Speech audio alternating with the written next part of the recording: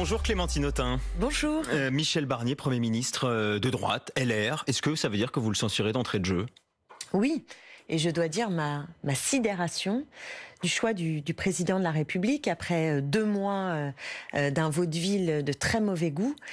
Et nous sommes là dans une situation hallucinante. C'est un déni de démocratie, c'est un coup de force antidémocratique. Et c'est une nomination, en effet, qui me révolte. Pourquoi ? Parce que s'il y a un enseignement, un seul enseignement que l'on peut retirer de l'élection du 7 juin dernier, voulue par le président de la République, cette dissolution, c'est qu'il y a eu un réflexe, une mobilisation inédite des Français pour empêcher l'extrême droite d'arriver en tête. Et là, que fait le président de la République ? Il nomme un Premier ministre qui est RN compatible. Est-ce que vous avez écouté son discours lors de la passation de pouvoir hier soir à Michel Barnier ? Oui. Il évoque les services publics, il évoque le travail, il évoque la sécurité. Est-ce que malgré tout, ce ne sont pas des thématiques qui méritent d'être portées ? Vous pourriez dire, voilà, on peut essayer de lui laisser une chance et éventuellement de discuter avec lui. Non, d'abord les services publics avec quels moyens ? À partir du moment où vous enfermez dans cette logique des 3% voulus par Bruxelles, décidés sur un coin de table, et de la réduction de la dépense publique en jouant sur à l'heure actuelle, c'est un intangible, Clémentine Autain. Oui, mais vous avez une solution, c'est augmenter les recettes. Or, tout le monde sait que M. Barnier, que LR, ne veut pas augmenter les recettes de l'État et cherche à diminuer les dépenses publiques. Donc, puisque vous êtes obsédé par la réduction de la dépense publique, aucune solution n'est possible sur les services publics. Quand il dit, il enfile les perles, trouver les solutions qui marchent. Mais qui marchent pour qui ? Est-ce qu'on continue, comme depuis 7 ans, à servir les privilégiés ? Ce qu'a voulu Emmanuel Macron en nommant M. Barnier, c'est d'empêcher que soit remis en cause sa politique, le fond de sa politique, et notamment un point qui est celui de la réforme des retraites, voulue par une écrasante majorité des Français. Donc comment voulez-vous que nous ayons confiance dans ce Premier ministre qui vient d'un groupe qui a obtenu aux élections européennes 7%, vous vous rendez compte ?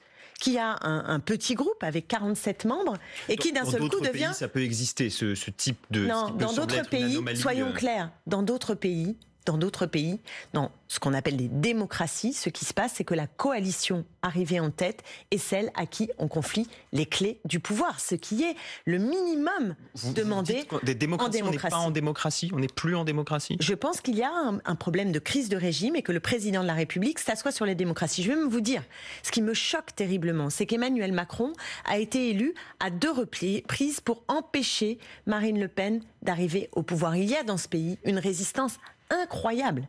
C'est-à-dire à la fois la montée de l'extrême droite, la droitisation du débat politique dans les hautes sphères, ça existe, c'est fort, et je ne nie pas cette percée de l'extrême droite, elle me préoccupe et elle nous oblige à gauche à être à ce rendez-vous pour empêcher l'extrême droite, notamment de continuer son ascension dans le monde populaire, chez les employés et chez les ouvriers. Donc ça c'est une chose, mais en même temps, je constate cette incroyable mobilisation dans le pays pour empêcher à chaque fois d'utiliser les outils. Or, vous savez bien que M. Barnier appartient à une formation politique qui n'a pas joué le jeu de ce qu'on appelle le Front républicain, c'est-à-dire qui n'a pas appelé à voter pour les candidats pour empêcher l'extrême droite. Lui-même l'a fait, il disait ni RN ni LFI en l'occurrence.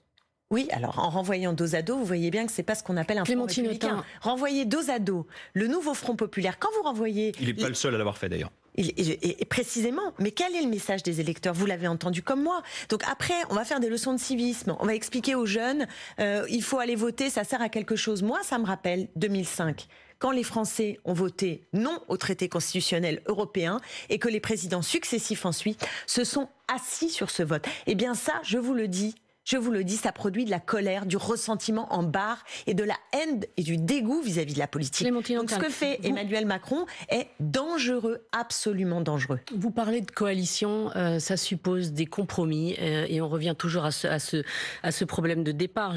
Vous vous dites pas ce matin quand même quelle occasion manquait, quelle occasion on a manqué, nous.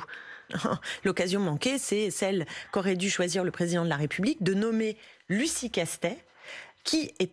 C'est là où je parle de compromis. Vous n'avez pas voulu non plus, par exemple, de Bernard Cazeneuve. Mais qui nous... C'est un homme de gauche. Vous pouvez pas... Arrêtez. Depuis quand Depuis quand? Et vous vous retrouvez avec un Premier ministre de droite. Enfin, c'est ça le résultat. Depuis quand une coalition arrive en tête, c'est le président de la République qui décide si la formation politique de Lucie Castet, le nouveau Front populaire, ne peut pas gouverner. C'est lui qui a décidé. Il fallait lui laisser sa chance. Et d'où vous pouvez imaginer mais avec que qui Lucie vous auriez Castet, gouverné? Je veux dire, ça projet par suppose... projet. Projet par projet.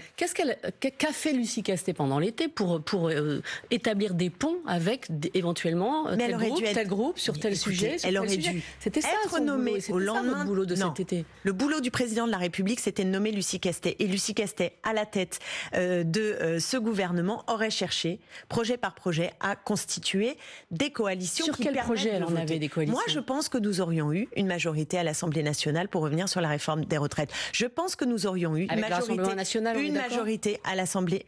C'est le Parlement, c'est le pouvoir du Parlement. Puisqu'il n'y a pas de majorité nette, alors laissons le Parlement décider. Et sur de très nombreux sujets. Précisément, Bernard Cazeneuve, il avait l'intention de revenir sur la réforme des retraites. Vous le savez aussi bien, que moi. Et d'ailleurs, il n'a pas été nommé. Pourquoi il n'a pas été nommé? Le but? Le but d'Emmanuel Macron, en nommant Bernard Cazeneuve, c'était de fracturer le nouveau Front populaire. Et notamment le Parti socialiste. Il y a eu un vote au Parti socialiste, rappelons-le. Et vous le savez bien. Et si il s'agissait de mener les mêmes choix politiques et de chercher les majorités sur les mêmes choix politiques, alors à ce moment-là, il fallait nommer Lucie Castet. Pourquoi Emmanuel Macron a pensé à Bernard Cazeneuve ou à d'autres au sein du Parti socialiste, sur l'aile la plus modérée du Parti socialiste? C'est pour le fracasser. C'est pour détruire le nouveau Front populaire. C'était ça l'objectif. Et donc je pense, et je le redis ici, qu'il ne fallait pas se prêter à cette opération politique, qui est une opération politique qui tue l'espoir et qui vise à recréer de la division à l'intérieur de ce qui a été notre force à gauche, cette unité avec le nouveau Front populaire. Si je peux me permettre, vous n'avez pas vous-même œuvré tout le temps sur l'unité. Je veux dire, quand vous faites siffler Bernard Cazeneuve ou Karim Bouamrane aux universités d'été du PS, quand vous parlez d'unité, c'est compliqué quand même. Je ne fais pas siffler. C'est pas moi qui fais siffler Bernard Cazeneuve et Karim Bouamrane, c'est pas ça qui se passe. Vous ne faites pas taire les sifflets non plus. Si, je les ai fait taire, puisque d'ailleurs Karim Bouamrane est devant moi et il fait un signe en disant non. Et à ce moment-là, je le fais applaudir. C'est ça qui se passe. Regardez la vidéo en entier. Et d'ailleurs, je ne comprends pas cette opération de la droite du Parti socialiste qui vise à quoi? Qu'est-ce qu'ils cherchent en faisant circuler sur les réseaux sociaux cette vidéo qui donne à voir que des socialistes les ont sifflés? En réalité, eux n'ont pas l'objectif de maintenir l'ensemble du nouveau Front populaire sur pied. On le sait, ils ne veulent pas d'alliance avec la France insoumise. Mais moi, je leur dis, et c'est ce que je leur ai dit, et je maintiens, c'est un point de vue politique, il n'y a pas d'insulte, il n'y a pas de volonté de les faire siffler, il y a une cohérence politique que je défends. Donc, je suis pour l'unité. Mais l'unité, à gauche, elle se fait avec toutes les forces de gauche écologistes, sans exclusive. La conclusion qui en est tirée, c'est que la gauche n'a pas, globalement, unie, n'a pas très envie de gouverner. Aurélien Rousseau, député de Voran, NFP des Yvelines, dit la gauche devra dire vite et sans ambiguïté qu'elle est prête à prendre le risque de gouverner. Est-ce que vous dites ce matin, oui, la gauche veut clairement gouverner? Mais nous voulons et nous devons gouverner. Mais je vous le dis très solennellement, que nous ayons encore à faire du chemin pour que les Françaises et les Français, justement, nous sentent unis dans cette détermination à gouverner. Ça, je suis d'accord que nous pouvons, de ce point de vue, faire mieux. Mais n'ayez aucun doute. Toutes les formations de la coalition n'ont qu'une ambition, c'est changer la vie des Français. Et pour le faire, il faut arriver aux responsabilités. Donc aucun doute sur cette volonté de gouverner. Mais pour gouverner, il faut le faire aussi sur des bases politiques qui sont les nôtres. Or, vous savez très bien que Bernard Cazeneuve, s'il y était allé, il était contre le nouveau Front populaire et pour des raisons de fond. Pour l'abrogation de la réforme des retraites.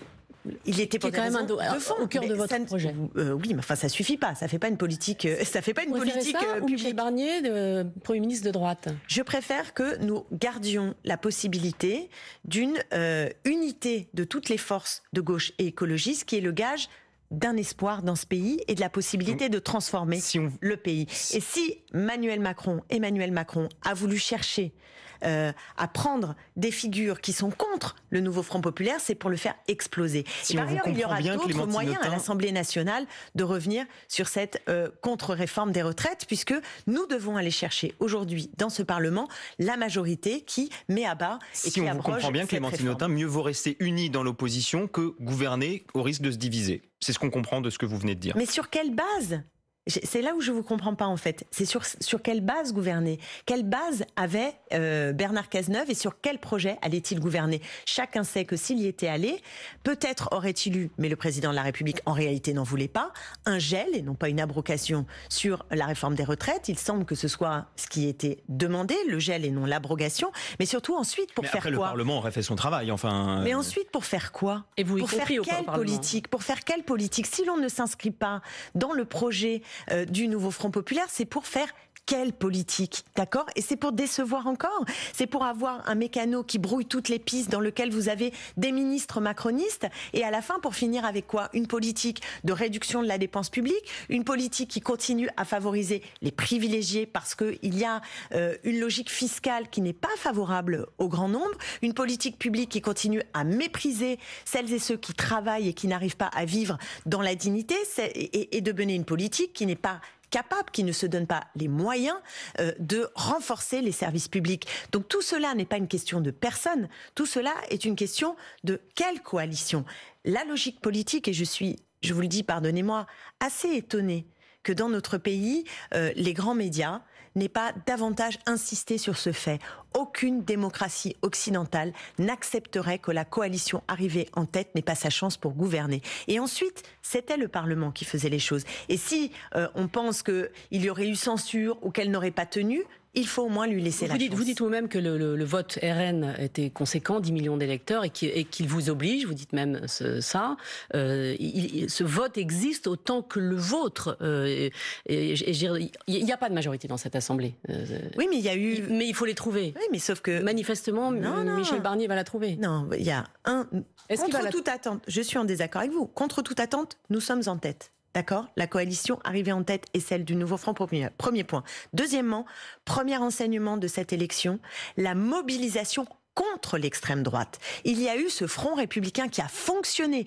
Beaucoup de Français se sont mobilisés pour voter qui avait voté au premier tour Nouveau Front populaire et est allé voter pour Renaissance au second tour pour empêcher l'extrême droite, et qui de Renaissance est allé voter pour le Nouveau Front populaire contre l'extrême droite. Donc ça, c'est un phénomène massif que nous avons observé dans cette élection. Et on arrive à quoi aujourd'hui ?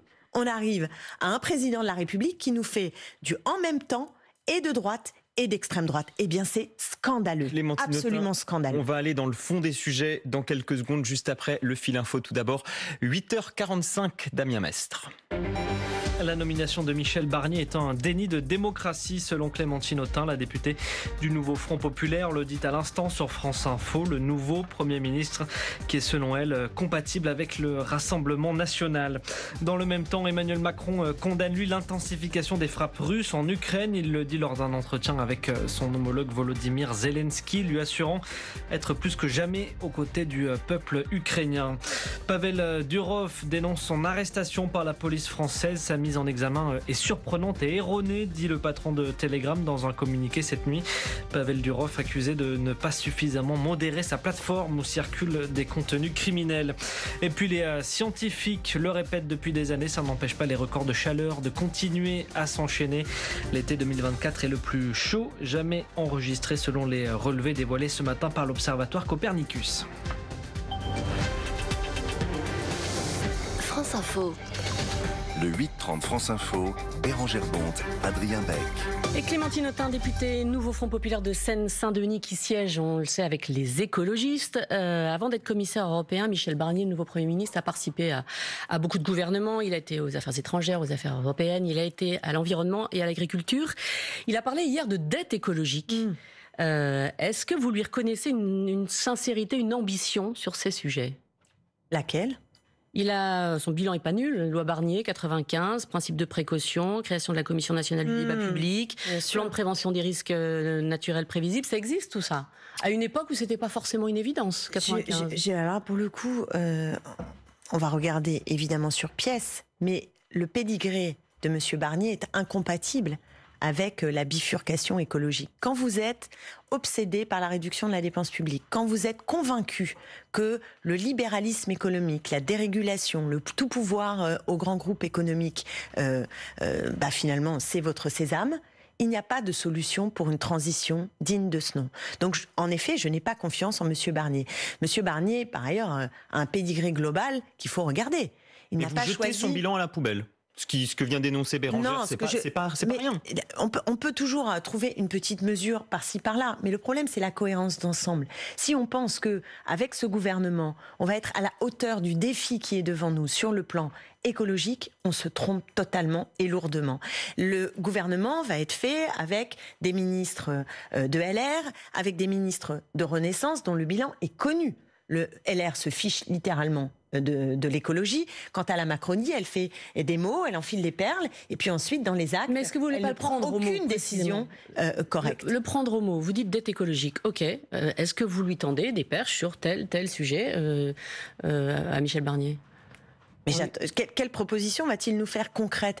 Vous savez, il enfile, comme il dit, nous allons écouter, j'ai entendu, nous allons relancer le dialogue social, je viens avec humilité, je suis dans l'écoute. Mais ça commence par les retraites. S'il est dans l'écoute, est-ce qu'il va écouter la majorité des Français ? Est-ce qu'il va écouter la majorité des syndicats qui ne veulent plus qui ne veulent pas et qui l'ont toujours dit de cette réforme des retraites ? Vous l'avez entendu dire ça ? Donc comment vous pouvez avoir confiance dans un homme qui, déjà sur ce point majeur, on avait Clémentine Autain, Daniel Fasquelle, la majorité qui est un proche de Michel Barnier hier sur France Info et qui disait oui. Connaissant Michel Barnier, ça fait partie des sujets qui peuvent être ouverts, la réforme des retraites. Alors peut-être pas l'abrogation, mais en tout cas en reparler. En reparler. Mais là, ce qu'on demande, c'est l'abrogation. Ce que les Français, oui, je sais bien, mais ce que les Français veulent, c'est ne pas travailler 2 ans de plus, parce que c'est injuste et que rien ne justifie cela. Est-ce qu'il prend l'engagement de cela ? J'ai entendu hier, il n'y a pas d'engagement de la sorte. Donc, reprendre un dialogue avec les syndicats sans reprendre cette discussion qui est essentielle et de commencer par dire, OK, on a entendu, on va abroger. Eh bien, je pense que c'est le meilleur moyen d'attiser la colère. Et la colère s'exprimera dès demain. Vous le savez, il y a des manifestations dans toute la France. Et j'appelle à manifester demain parce que la colère est immense devant ce coup de force antidémocratique et la façon aussi de s'asseoir sur l'aspiration des Français sur la réforme des retraites comme sur d'autres sujets. Vous le savez, hein, Monsieur Barnier, franchement, sur bien des sujets, il rejoint les thèses de l'extrême droite. Même Marion Maréchal Le Pen hier a restons tweeté sur la en réforme disant des retraites si vous le voulez bien. Que M. Barnier tienne ses promesses restons sur la l'immigration. Réforme des retraites. Vous dites, voilà, c'est un gouvernement, et Jean-Luc Mélenchon dit c'est un gouvernement RN, LR, voilà, enfin, bon, en gros, le gouvernement est dans la main du RN. Mais si vous voulez abroger la réforme des retraites, vous serez dans la main du RN de la même façon. Mais non, ça n'a rien à voir. Vous mélangez différentes choses. Être dans la main du RN, là, aujourd'hui, c'est qu'il a choisi un Premier ministre qui soit compatible avec la non... Attendez. Il a fait ce choix-là. Il aurait pu faire un autre choix. Dire, Lucie Castet, avec le nouveau Front Populaire arrivé en tête, on leur donne leur chance et Renaissance ne censure pas le gouvernement. Et là, on ne se met pas dans la main de l'extrême droite. C'est de l'arithmétique dans les deux cas, Clémentine. Non, c'est pas de l'arithmétique, c'est de la politique. C'est pas de l'arithmétique, c'est de la politique. Dans les deux cas, si le RN vote avec vous, le gouvernement effectivement peut tomber. Dans les deux cas, si le RN vote avec vous, la réforme des retraites peut être abrogée. Mais c'est pas de l'arithmétique. Là, vous parlez de l'ensemble d'un gouvernement, d'un côté, et de l'autre, vous parlez d'une mesure. Vous savez, la Macronie, qui n'avait pas de majorité ces 2 dernières années, a réussi... sur un gouvernement, mais pas sur une mesure. Mais non, mais elle a voté beaucoup de choses. Parce qu'en fait, sur le plan économique, elle est d'accord avec la Macronie. J'entendais Jean-Philippe Tanguy nous expliquer qu'il y avait un gros problème de dette, qu'il fallait rentrer dans les clous des 3%, c'est quand même nouveau qu'ils le disent sans phare. Au fond, sur l'austérité, sur la dérégulation, sur la fiscalité, l'extrême droite est assez d'accord avec la Macronie. Et comme la Macronie maintenant, sur l'immigration, sur les sujets qui tiennent à cœur à l'extrême droite, eh bien, elle vient sur ces terres. Bien sûr que la compatibilité devient étonnante. déstabilisante, insupportable aussi. Parce qu'elle est insupportable parce qu'à 2 reprises, les Français ont voté pour Emmanuel Macron pour qu'il nous débarrasse de l'extrême droite, pour qu'il empêche. Donc la situation dans laquelle on se trouve est ahurissante et révoltante. C'est pourquoi nous allons vers une crise de régime. Parce que ne croyez pas en même temps que l'extrême droite va faire des cadeaux durablement au président de la République. Il s'est mis dans sa main en choisissant le Premier ministre que l'extrême droite accepte. Mais ensuite, vous pensez qu'ils vont attendre sagement et voter tout sagement? Non. Donc l'année qui s'ouvre va être d'une très grande instabilité. Et moi, j'appelle les électeurs et les électrices à ne pas se résigner, à se mobiliser. Tout peut bouger très très vite, y compris...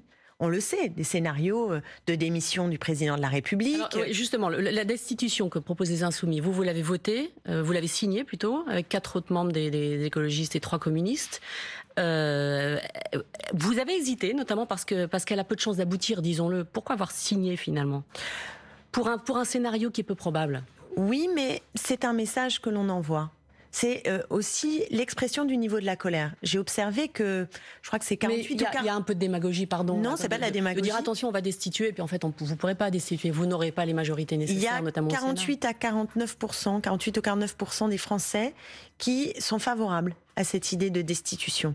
Et je pense que c'est aussi une manière d'enclencher un débat au bureau de l'Assemblée nationale, potentiellement un débat à l'Assemblée nationale, et d'exprimer le souhait que tout cela s'arrête. Ça ne suffira pas, ça n'ira peut-être pas au bout, ça n'a pas été discuté aussi avec les partenaires, ce que je regrette. Néanmoins, en signant, je veux dire aussi que je suis en phase avec la façon d'essayer de chercher tous les moyens pour qu'Emmanuel Macron cesse de nuire au pays. Est-ce que on peut poser la même question pour Jean-Luc Mélenchon? Est-ce qu'il doit partir? Bon, écoutez, Non, c'est important, c'est un personnage central. Vous avez évidemment, vous êtes sorti du nouveau Front populaire, enfin ou plutôt des Insoumis, notamment pour une série de désaccords dans le fonctionnement de ce parti. Est-ce qu'il n'a pas sa responsabilité dans la situation aujourd'hui, dans la nomination d'un Premier ministre de droite, et est-ce qu'il n'est pas le temps de réfléchir à sa sortie de scène politique? C'est pas moi qui vais décider de la sortie ou de l'entrée de scène de Jean-Luc Mélenchon. Est-ce que vous la souhaitez? Apporter au débat public, il peut continuer à apporter au débat public. Donc la question, est-ce qu'il fait du mal à la gauche? Attendez, la question c'est pas tout ou rien. Donc moi je raisonne pas comme ça. J'ai eu des désaccords et il n'est pas possible d'en avoir à la France insoumise. J'en ai pris acte puisque nous avons été mis à la porte. C'est ça la vérité. Mais il garde un rôle central. Mis à la porte pour avoir défendu l'union, pour avoir défendu la démocratie interne, pour avoir dit que sur l'affaire Quatennens il y avait des problèmes, pour avoir absolument plaidé pour une culture de l'union. Voilà pourquoi nous avons été mis à la porte. Pourquoi vous n'allez pas jusqu'au bout? Après tout, pas jusqu'au bout. Non, mais je veux dire de dire effectivement il faut changer. D'avoir porté mes idées, vous à titre personnel, j'entends bien. Oui, d'avoir dit mes convictions et de l'avoir payé dans la France insoumise au prix fort. Donc ne me dites pas que je rechigne. Pour autant, si on veut gagner dans ce pays, il va falloir gagner avec toutes les composantes du nouveau Front populaire. Donc moi, je ne viens pas là avec mon sac de ressentiment vous expliquer que oui, maintenant la France insoumise. Non, c'est pas ça. On n'est pas sur le ressentiment, on est sur la politique. Oui, je suis sur la politique. Et le meilleur leader de ce nouveau Front populaire. Mais c'est 2 choses différentes. Vous me dites, est-ce que Jean-Luc Mélenchon il a pris cette place-là? Non, attendez. Est-ce que Jean-Luc Mélenchon doit quitter la vie politique dehors, etc. Ou est-ce qu'il doit être le leader? Ce sont 2 questions pour moi différentes. Jean-Luc Mélenchon, il doit être le leader?